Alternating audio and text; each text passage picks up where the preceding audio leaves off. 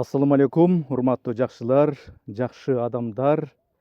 Бүгүнкү сөз болчу тема бул баягы кыргызда сөз бар го, таш менен урганды аш менен уур деп. Бир сөз менен айтсак, мындай жамандыкка жакшылык менен жооп берүү. Кантип ушундайга жетишсе болот. Мындай ошону чогуу түшүнгөнгө биз аракет кылалы.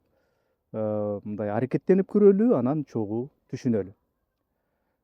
Эми ушул сөздү баштаганда эле мен мындай сизге суроо берейин. Акыркы жолу качан бирөө көңүлүңүздү аябай катуу оорутtu?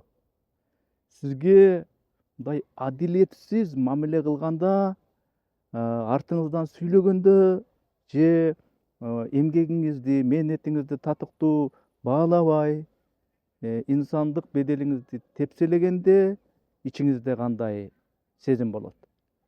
Маселен, өмүрү көрбөгөн, мамилелешпеген бир бейтааныш адам сизге мындай оройлук кылса, же болбосо мейли мындай көрүп билип эле жүргөн, сүйлөшүп эле жүргөн эң бир жакындан жакын адамыңыз сизди каратып туруп, сатып кете турган болсо, сиз кандай акыбалда болосуз?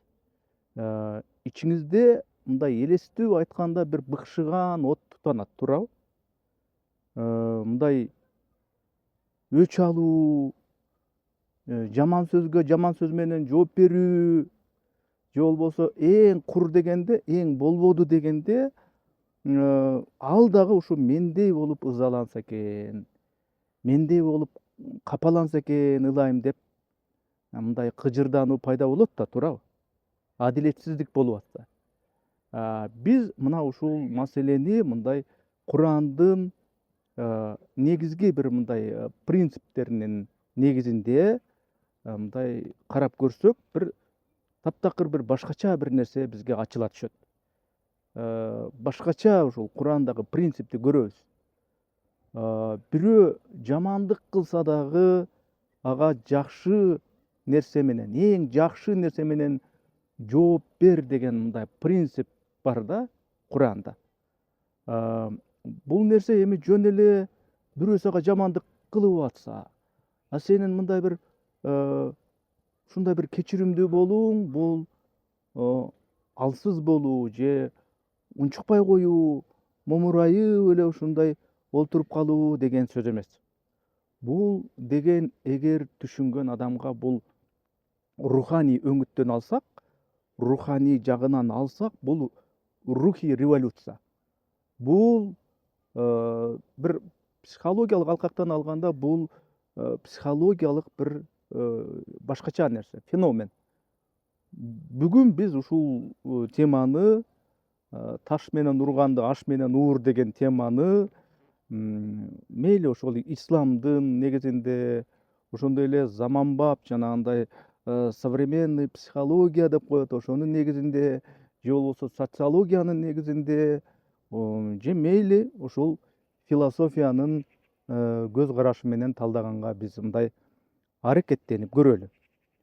Бул ушул видеонун аягында сиз өзүңүздү ошол баягы бирөө жамандык кылгандан кийинки бир ички азаптан, ызага, кекке муунган, бир көрө албастыктан, таарынычтан кантип өзүңүздү өзүңүз куткаруунун формуласын мындай бир табышыңыз ыктымал.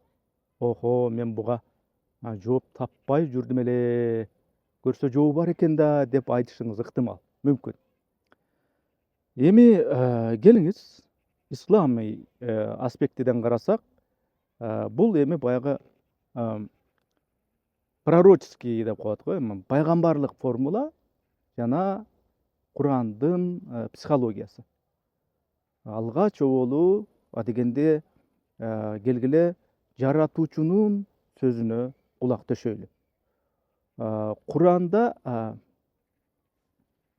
мына Фусилат сүрөсү бар, өзүңүздөр жакшы билесиздер. Ошонун 34-34 аятында Аллах Таала айтып атат. Эми мен маанисин айтып атам. Кыргызча маанисин айтып атам. Жакшылык менен жамандык тең эмес дейт. Сен жамандыкты эң көркөм, эң бир жакшы нерсе менен кайтар, анан ошондо сени менен сага ошол душмандык кылган кишинин ортосунда баягы душмандык кылган адам дароо эле сенин ысык бир жакын ынак досуңа айланат деген маанини аятта айтып атат. Эми элестетиңиз, бул кандай деңгээл? Биздин баягы табиятыбыз, пенделик табиятыбыз, кишилик инстинктибиз баягы мушташка мушташ, урушка уруш деп кыйкырып турат өзү. Инстинкт ошентип атканда, Куран бизге жамандыкты жакшылык менен өчүргүлө деп атат. Куран айтып атат. Эмне үчүн? Анткени жамандыкка кайра ошол жамандык менен жооп берүү бул образдуу айтканда баягы жалындап турган отко бул май чачуу менен мындай барабар да. Бул өтө чоң ката. Эми баягы күйүп турган отту мейли өзүнө жараша болсун деп от менен өчүрө албайсың да. Отту бул суу менен өчүрөсүң, туурабы? От менен кайра өчүрө албайсың. Отко кайра отту салсаң дагы оош бетер көбөйөт. Пайгамбарыбыз Мухаммад саллаллаху алейхи вассаламдын жашоосу кайра эле бизге үлгү. Кайра эле ошол пайгамбарыбыздын басып өткөнү кайра бизге үлгү да. Мисалы, мына өзүңүздөр жакшы билесиздер, пайгамбар саллаллаху алейхи вассалам жанагы Таиф шаарына, Таиф каласына барганда, аны түшүнбөгөн эл, анын ошол ак ниетин, ошол туура жолду, динди жеткирейин деген оюн түшүнүшпөстөн ташбаранга алышканда эмне болот? Ошол пайгамбар саллаллаху алейхи вассалам экенине карабай, эми таш тийсе эмне болот? Канайт, буттары канайт, буттарынан кан агат. Ошондой кор акыбалга түшкөндө дагы ал мындай каргыш айткан жок. Жанын аябай оорутту Таифтин эли. Ошого жараша сөз айтса болот эле: сабатсыздар, караңгылар, мен силерге жакшылык алып келейин десем, силердин бул кылганыңар кандай? Куруп кеткиле, силерге каргыш тийсин деп айтса болот эле. Бирок ал: о Аллахым деди. О Аллахым, сен буларды кечир деди. Анткени алар ошо мен түшүнгөндү, мен жеткирейин деген нерсени булар түшүнбөй атат да, булар билбей атат да деди. Сен ошолорду кечир деди. Кечир деп чын дилинен дуа кылды. Ошондой буту ошондой канап шорголоп атса дагы, ошондой тиги жамандык кылгандарга жакшылык менен жооп берди. Бул эмне, алсыздык беле? Жок, бул алсыздык эмес эле. Бул баягы мен айтып аткан улуу бир руханий күч болчу. Рухий күчтүүлүктүн белгиси болчу. Анткени пайгамбарыбыз саллаллаху алейхи вассалам адамдын жеке өзү менен эмес, анын ичиндеги баягы руханий, ички бир аң сезимдик бир оору менен, адамдын ичин жеген жамандык менен күрөшкөн. Кептин баары ошол адамдын ичинде экендигин ал түшүнгөн. Эгерде сизге жамандык кылган адамга жакшылык менен мындай жооп берсеңиз, анын ичиндеги мындайча айтканда акыл эсти, анын ичиндеги баягы уктап жаткан, көп нерсени түшүнө элек, уят деген нерсени, абийир деген нерсени ойготкон болот экенсиз. Сиз ошол сизге жамандык кылып аткан кишинин деңгээлине түшпөйсүз, түшүнүп атасызбы? Тескерисинче аны өзүңүздүн ошол түшүнүп аткан, билип аткан бийик деңгээлге тартып аткан болосуз. Бул эми баягы диний, исламый аспектидеги бир мындай түшүндүрүү болду. Эми мындай Философия жагы кандай болот? Философиялык өңүттө карай турган болсок, эми таш менен сени уруп аткан болсо, а сен аны аш менен уруу, бул өзү кандай? Бул маселени эми баягы кылымдар бою бизге чейин, кылымдар бою чоң философтор, эми чоң ойчулдар мына ушул суроонун, ушул маселенин үстүндө ойлонушкан, баш катырышкан, талашкан дегендей. Мисал ала турган болсок, баягы Рим калаасына, Римдин императору болгон, ошол эле учурда ойчул дагы, философ дагы болгон Марк Аврелий деген болгон. Марк Аврелий. Ал өзүнүн баягы жазуусунда, баягы күндөлүгүндө жазган эң мыкты өч алуу дейт. Эң мыкты өч алуу бул сага жамандык кылган адамга окшошпо дейт. Ойлонуп көрүңүзчү. Эң мыкты өч алыш бул сага жамандык кылып аткан адамга окшошпой коюу дейт. Эгер сизге бирөө жамандык кылса, оройлук кылса, анан сиз ага оройлук менен жооп берсеңиз, орой болсоңуз, эмне болот анын аягы? Эмне болмок эле? Эмне болмок эле? Дүйнө жүзүндө оройлордун саны дагы бир адамга, дагы бир орой корс адамга көбөйөт деген сөз. Сиз менен кошо. Мындай жупуну эле айтканда, жамандык жеңет. Анткени ошол сизге жамандык кылган адам, орой адам сизди өзүнө окшоштуруп алды. Сиз ошонун деңгээлине түштүңүз. Анан бир философ бар. Фридрих Ницше деген.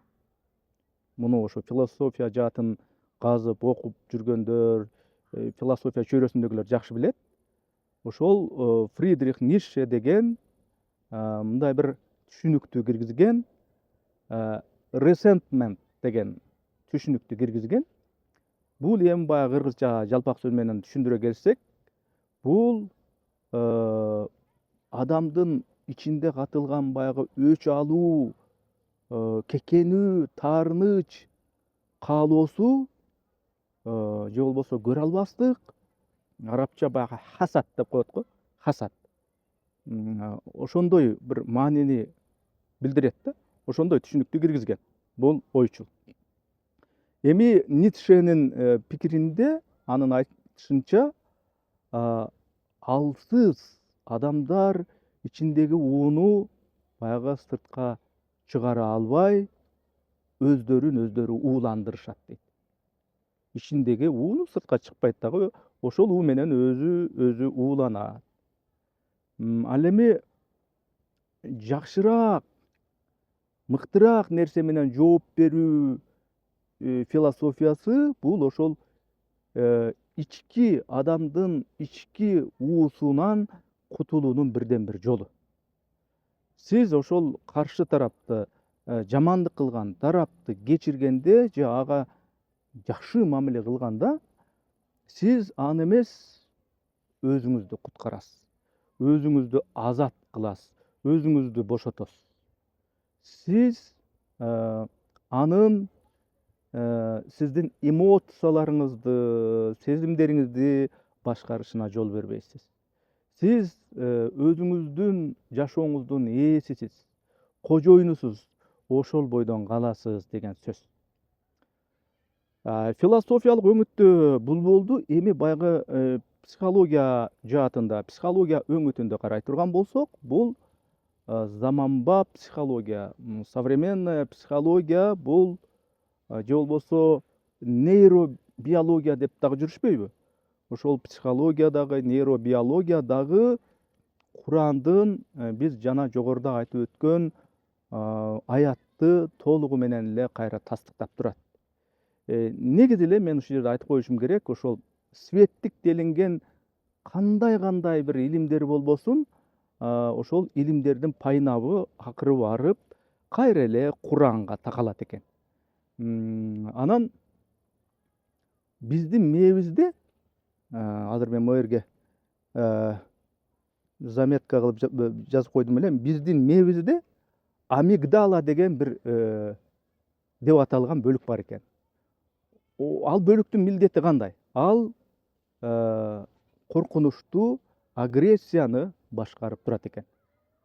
Бирөө мисалы үчүн бизге кыйкырганда же жамандык кылганда ошол мээбиздеги амигдала деген бөлүк дароо мындай аны менен уруш же мындай качкын деген ушундай бир сигналды берет экен да. Ошондой режимди күйгүзө салат экен. Бул айвандык инстинкт, животный инстинкт деп коет го орусча. Бирок биздин ошол мээбиздин маңдай тарабында дагы бир бөлүк бар, кортекс бар. Бул бөлүк эмне милдетти, эмне функцияны аткарат? Ал логиканын, адеп акылактын, баягы эмоционалдык интеллекттин борбору экен. Психологдор, психолог адистер муну атайын изилдеп дагы чыгышкан. Эгерде сиз ачууга ачуу, агрессияга агрессия менен жооп бере турган болсоңуз, анда эки тарап тең, урушкан тарап дагы, уруш уккан дагы, ага уруш менен жооп берген тарап дагы ошол жанагы амигдала деген бөлүктүн кулуна айланат. Ошонун кулу болот. Анан мунун арты эмне менен бүтөт? Эмне болмок эле? Стресс болосуз. Анан баягы кортизол деген гормондор бар экен, ошол көп бөлүнүп чыга баштайт экен өзүнөн өзү. Иммунитет барган сайын, ачууланган сайын, ичиңизден баягы ууланган сайын иммунитет түшкөндөн түшөт экен. Түшүнүп атасызбы? Сиз ошондо мындай көрө албастыктын, ички бир чөгүүнүн, ички бир азаптын тузагына түшөсүз.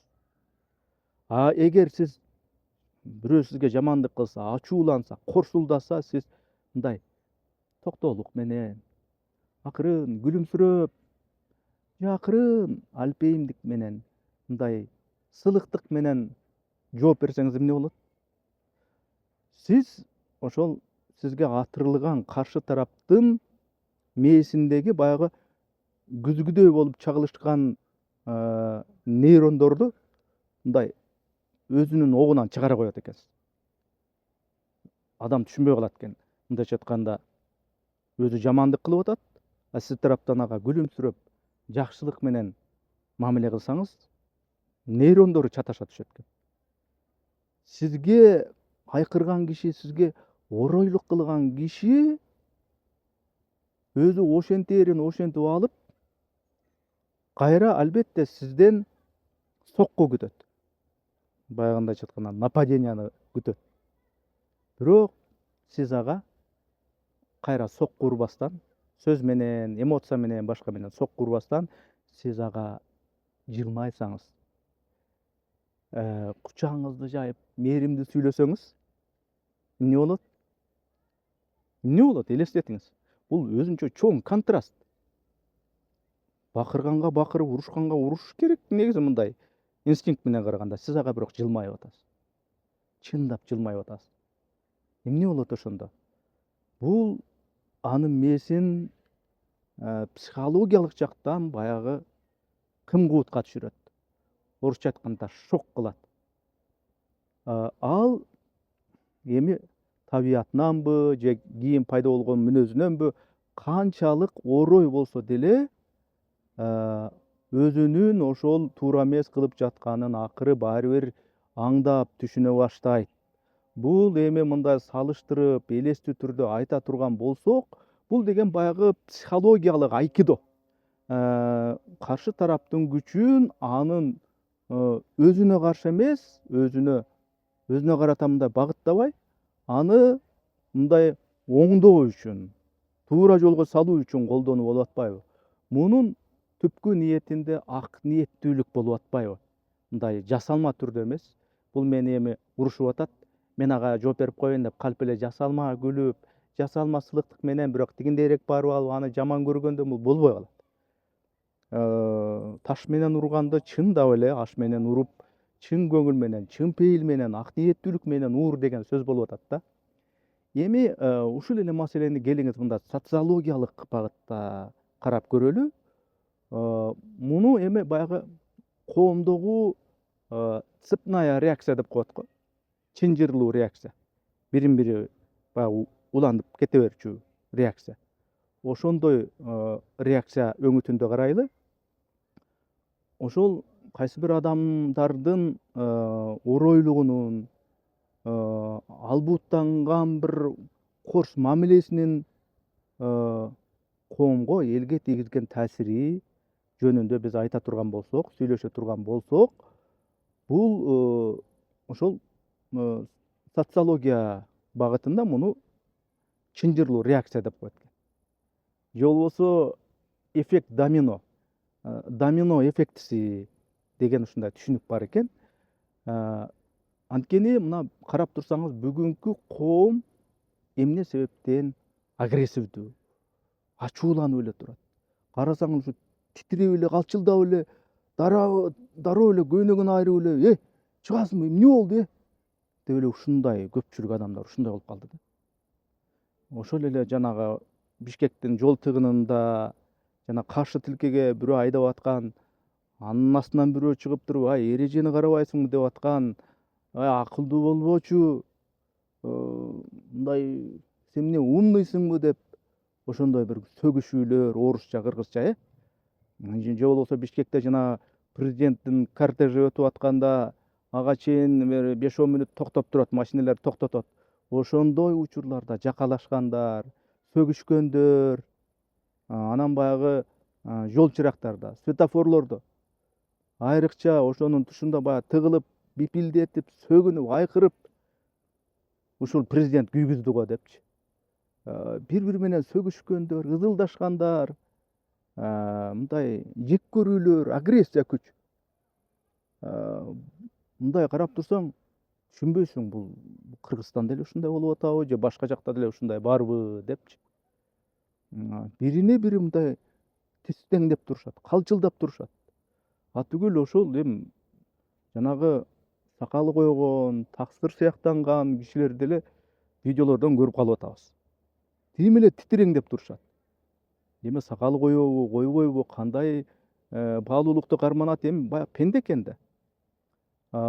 Эми ким болгон күндө дагы ар бир адам ошондой ороңдоо менен өзүнүн ошол ичиндеги ууну кийинки адамга улам өткөрө берет экен да.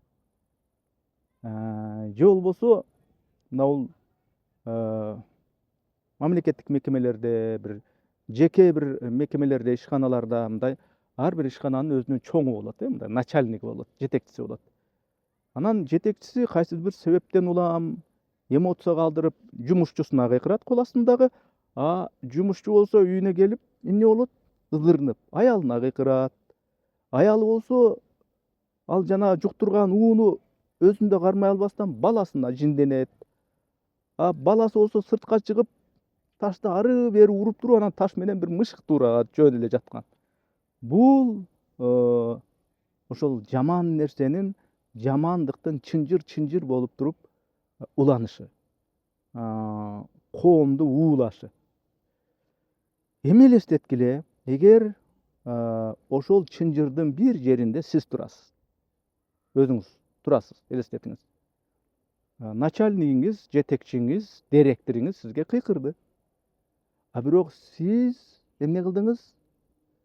Жана биз айтып аткан, баштагы айтып кеткен сүннөттүн жана акылмандыктын негизинде жакшы бир күмөн кылып койдуңуз, ачуу калтырбай. Эми шеп бүгүн чарчаса керек. Анын бизге окшоп мындай ар биринин өзүнүн функциясы эмес, жетекчи үстүнөн карайт, эми анын иши көп, ошол көп иштен бир чарчаса керек. Жеке анын мага өч алайын деген, кыйкырайын деген жаман деле ой жок болсо керек деп кабыл алдыңыз дагы, үйгө кантип келдиңиз? Үйгө ишканадан, жумушуңуздан, офисиңизден монтип ачууланып кылып аткан ишиңизди бирөөгө колко кылбастан күлүп жылмайып келдиңиз. Сиз эмне кылдыңыз? Ошол ишканада эле жамандыктын чынжырын үзүп салдыңыз. Түшүнүп атасызбы? Ачууну, эмоцияны, ууну өзүңүзгө сиңирип туруп үйгө алып келген жоксуз. Эми коомду өзгөртүүнүн жападан жалгыз жолу эмне кылыш керек? Ар бир адам өзүнөн башташ керек. Өзүнөн башташ керек. Эгерде биз кандайдыр бир оройлукка, жаман сөздөргө, жамандык менен, оройлук менен мындай жооп бере турган болсок, ошону уланта берсек, эмне болот? Коом дагы ууланат, коом караңгылыкка батат экен. Жамандыкка жакшылык менен жооп берген бир коомдук аң сезим, коомдук ишеним, бул акыры коомдук баягы коомдук абалды, коомдук нырабалык бир аураны тазалайт, коомдук маданиятты башкача бийик руханий деңгээлге көтөрөт экен. Урматтуу, кымбаттуу жакшы адамдар, достор, жакшылар, мусулман бир туугандар, эми мындай жыйынтыктап айтканда эми эмне десек болот? Негизи жогоруда айтылып өткөн мындай кылыш керек, мындай кылбаш керек деген насааттарды, эрежелерди бул реалдуу жашоодо колдонуш оңой эмес. Мисалы үчүн ачууң аябай кайнап турганда, жанагындай жол тыгында бирөө келип негизсиз эле сени бирөө беттен ары мындай өтө каттуу эмес, бирок мындай жулунуп келип негизсиз эле чаап салса, анан сен сабырдуу болуп көр. Сабырдуу болуп, салаваттуу болуп, анын келип жылмайып көр. Сенин ачууң келип турганда, же бирөө сени мындай негизсиз эле, себеби жок эле сөгүп атканда, мындай салмактуу болуш, олуттуу болуп жылмайып жооп берүү өтө кыйын нерсе. Бул чоң сыноо. Бул деген чоң бир эрикти, жүрөктүн тазалыгын, анан бир инсандан бир терең бир акылмандыкты, атүгүл даанышмандыкты талап кылган нерсе. Бул чындап айтканда, диний исламий үңүттөн алып айтканда, бул деген өзүңүздүн эгоңуз менен, өзүңүздүн напсиңиз менен болгон бул чоң согуш. Руханий бир чоң жихад. Эми түпкүлүгүндө бул принцип таш менен урганда аш менен урган жанагындай мамиле, жана сөзүбүздүн башында айткандай, бул алсыздыктын, бечаралыктын, орой айтканда лохтуктун белгиси эмес. Бул чыныгы адамдардын ичинен асылдардын, даанышмандардын, чыныгы падышалык мүнөзгө ээ кишилерге мүнөздүү нерсе да. Бул бийиктик. Бул пасттык эмес, бул бийиктик. Ошон үчүн кимдир бирөө жашоодо эми ар кандай нерселер болот, сизди кайгыртып, көз көрүнүп эле мындай сөгүп тилдеп кетип, ренжитип, өзүңүздүн бир ичиңизде, көкөйүңүздө бир ызаны, кекенүүнү, бир ачырканууну ушундай пайда кылып ийгенде, жогоруда биз сөз кылып өткөн жагдайларды бир эстеп коюңуз. Колдон келсе. Андай кылыш кыйын, бирок бир эстеп коюңуз. Бирөө сизге атырылып кирсе, сөгүнүп кагынса, орусча, кыргызча, англисче аралаштырып сөксө, аны менен кошо атырылып кетпестен, мындай токтоо болуңуз. Анан дароо жооп бербестен, бирөө мындай бир көңүлүңүзгө тийген, мындай намысыңызды козгогон бир сөз айтса деле, биринчи кезекте кылына турган нерсе мындай пауза кармаңыз. Дароо жооп бербей. Пауза кармаңыз. Мындай сөксө сөгүнүп, тепсе теп дегендей методду коюңуз. Баягы мээңиздин астыңкы бөлүктөгү баягы нейрон тиги булар тынчтансын өзүнөн өзү. Анан ачууга, эмоцияга алдырбаңыз. Анан 3 секунд терең дем алыңыз. Чындап эле. Анан абалды талдаңыз. Бул ким, мен ким, бул кандай ойлонот, мен кандай ойлонот деп мындай талдаңыз. Бул адам эмне үчүн ушундай кылды? Балким бул адамдын негизи эле үйүндөгү жашоосу кыйындыр. Тияка чабылып, бияка чабылып, баласына бир баягы нан аш табайын десе, кийим алып берейин десе, аябай кыйналып жүргөндүр. Бирөөлөрдөн карыз болуп кеткендир. Ал карызын төлөсө, бул карызы чыгат, бул карызын төлөсө дагы бир проблема чыгат. Ошондой болуп жүргөн кишидир депчи. Чындап эле балким ал кишинин жашоосу кыйын болуп аткандыр. Балким ал өзү чынында эле мындай бактысыздыр. Мейли ошол жана пробкеде жанагындай машина тыгын учурунда бирөө келип туруп эле жулунуп келип туруп эле жанагы келип туруп көкүрөңдөн жакаңдан уштап туруп, "Эй, сен кимсиң?" деген киши өзү чынында эле жашоосунда бактысыздыр. Сиз ал ким болгон чакта дагы эң жакшы ыкма менен, жакшы нерсе менен жооп бериңиз, Куранда айтылгандай.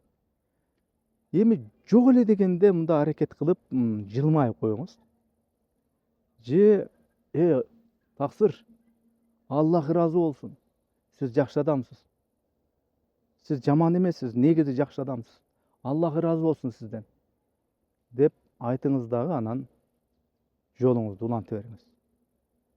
Сиз мына ушинтип жамандыкка жакшылык менен жооп бере билгениңизде сиз ошол адамды жөн гана өзгөртүп ийбестен, өзгөртүп койбостон өзүңүздүн жүрөгүңүздү бир чоң бир баледен, бир азаптан бир куткарган болосуз да.